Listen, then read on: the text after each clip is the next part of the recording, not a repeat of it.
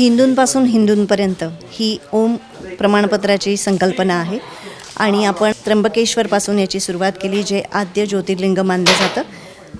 पूजा थाळी किंवा प्रसाद हा जो दिला जातो त्याची शुद्धता ही राखली जात नाही आणि त्यासाठी हे प्रमाणपत्र आहे.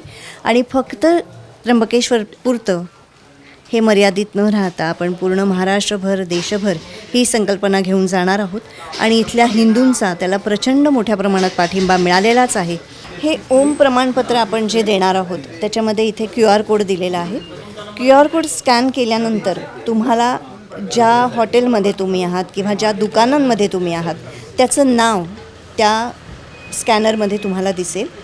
जर तुम्ही एखाद्या दुकानाशी उभे आहात आणि त्या दुकानाचं नाव वेगळं आहे आणि स्कॅन केल्यावर नाव वेगळं आलं तर याचा अर्थ ते फ्रॉड आहे.